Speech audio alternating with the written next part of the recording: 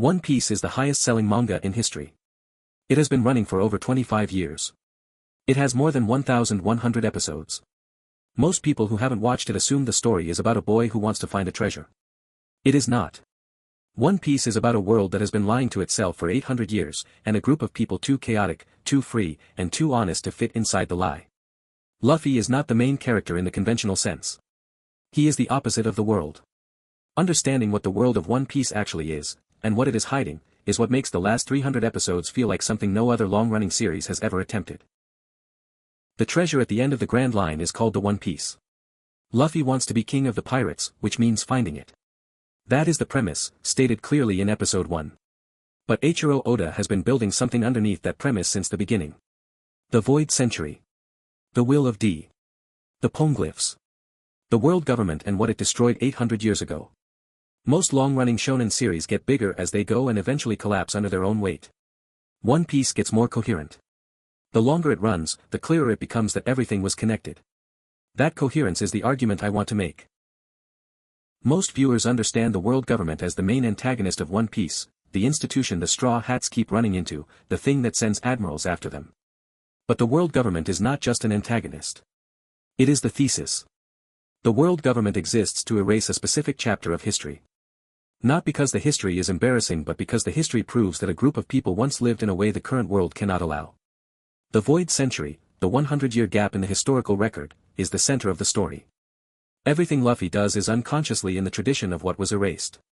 He does not know this. But the people hunting him do. That is why the D initial matters. That is why certain people are called enemies of God. Luffy is not a clever protagonist.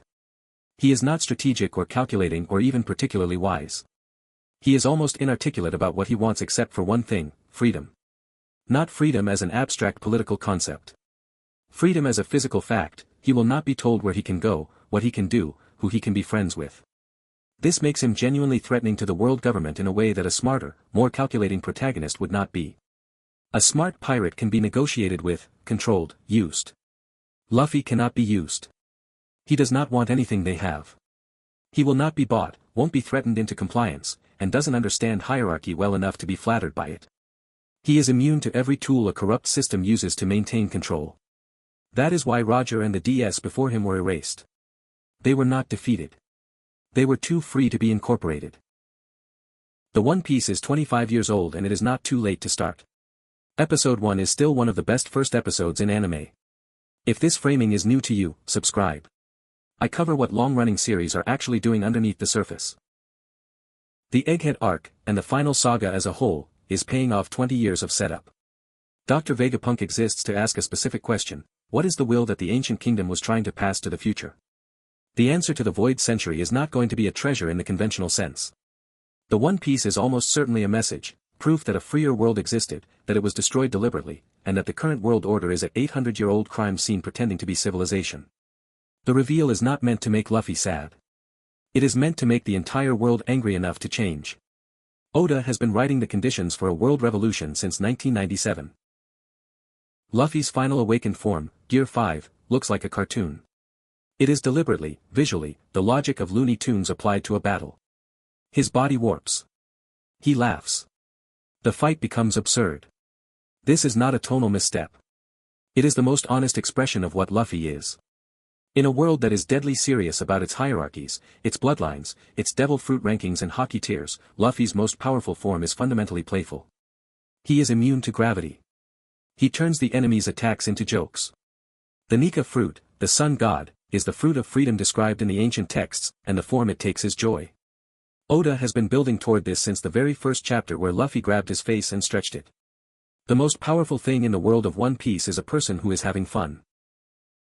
One Piece is difficult to recommend because of its length and because the first 100 episodes, while good, do not yet show you what the series is. The Arlong Park arc is the first time you understand what Oda is doing emotionally. Alabasta is the first time you see the political argument. Marineford is the first time the world itself feels like it is breaking. If you are starting One Piece, the first 100 episodes are good. Episodes 100 to 400 are excellent. Episodes 400 onward are the best long-form narrative in anime. The pace is real but it is not an obstacle. It is the experience. One Piece is streaming on Crunchyroll. The anime adaptation of the Egghead arc is currently the most visually impressive One Piece has ever looked. If you have been putting it off because of the episode count, start. The Arlong Park arc alone is worth the time. Subscribe for more of this. I have a Hunter x Hunter analysis up that does a similar thing, explaining what a long-running series is actually arguing underneath its plot.